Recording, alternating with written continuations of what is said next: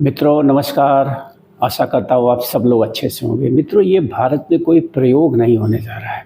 ऐसा नहीं है कि भारत वो पहला देश है जो ऐसा करने जा रहा है। I think you must understand what I am talking about. I am talking about one nation one election, जिसके लिए भारत सरकार तेज़ी से अपना कदम आगे बढ़ा रही है। और जैसा कि मैंने अपनी पिछली वीडियो में कहा था कि ये जो आपका जनवरी 14 है, ये लास्ट डेट है। किस लिए लास्ट डेट है कि सरकार ने जो पूर्व राष्ट्रपति रामनाथ कोविंद की अध्यक्षता में जो कमेटी बनी है इसके रास्ते प्रशस्त करने के लिए, उसने आम जनता से टिप्पणी मांगी है, यानी आम जनता से उसका सुझाव मांगा है कि one nation one election policy को कैसे लागू किया जाए।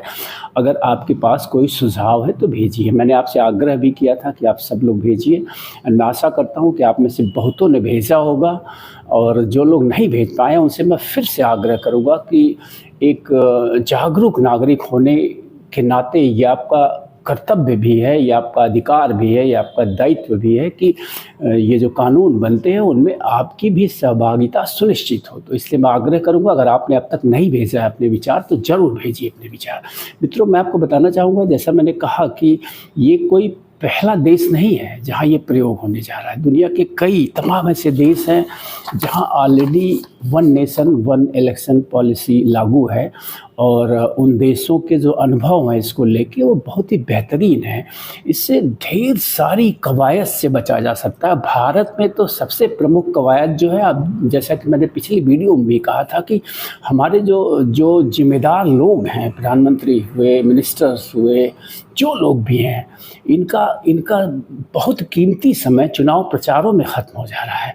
अब मोदी जी को एग्जाम्पल ले लीजिए। मैंने पिछली वीडियो में भी कहा था, इनके दौरों को आप देखिए तो ये हर समय चुनावी गियर में दिखते हैं, चुनावी मोड में दिखते हैं, या चुनावी सभाओं में ही दिखते हैं।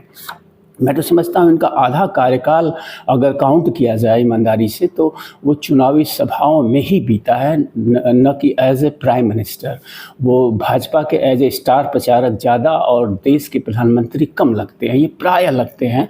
ये आप में से बहुत लोगों को ये बात बुरी लग सकती है, लेकिन ये सच्चाई यही है कि he is the star campaigner of BJP first, then he is the prime minister of India. What I feel, what I realise, जो मुझे लगता है, जो मैं देख रहा हूँ, जिसको देखकर मैं ऐसा कह रहा हूँ।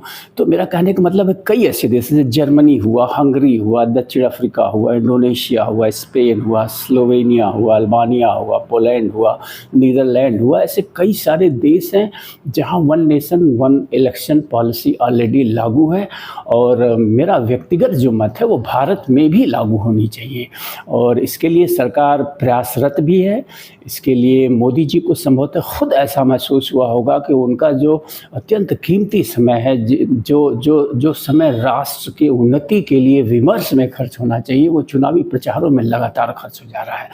लेकिन मित्रों, जैसा कि आप जानते हैं, भारत एक ऐसा देश है जहाँ आलोचना के नाम पे बहुत सारे लोग ऐसे हैं जो जिनका काम है, जैसे विरोधी सत्ता पक्ष की आलोचना करेगा, सत्ता पक्ष विरोधी की आलोचना करेगा।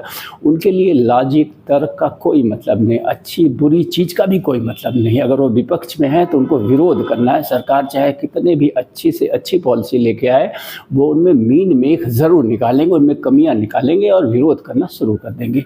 तो ऐसे ही तमाम लोग हैं जो विरोध भी कर रहे हैं इसका, कि इससे उनमें जो सबसे प्रमुख तर्क वो दे रहे हैं कि जो फेडरलिज्म है भारत का, वो प्रभावित होगा। मित्रों, मैं एक चीज़ फेडरलिज्म पे कहना चाहूँगा। हमारा संविधान सीधे सीधे कहता है कि हम भारत के लोग, यानी कि संविधान की जो मंशा रही है भारत को एक रखने की रही है, संप्रभु रखने की रही है। फेडरलिज्म है, ठीक है, तमाम मामलों में फेडरलिज्म की आवश्यकता है, लेकिन फेडरलिज्म से हमें मिला क्या? अगर हकीकत में देखा जाए तो जो क्षेत्रीय दल है जो फेडरलिज्म के नाम पे इस इस पॉलिसी का विरोध कर रहे हैं, असल में जहाँ कहीं भी ये क्षेत्रीय दल हैं, इनके कार्यकलापों, इनके कृत्यों को अगर आप देखिए तो इन्होंने सिर्फ प्रदेशों को नुकसान ही पहुँचाया है। ये लूट की फैक्ट्रियाँ हैं एक तरह से भारत में जितने भी क्षेत्रीय दल हैं। मैं किसी एक को नहीं कह रहा हूँ, सारे के सारे क्षेत्रीय दलों की यही दुर्दशा है, यही कमी है। और कारण ये है कि वो जाति और धर्म के नाम पे पनपे हुए हैं। वो मेरिट पे खड़ी हुई एक भी पार्टियां आपको एक भी क्षेत्रीय दल आपको मेरिट पे खड़ा हुआ नहीं दिखेगा।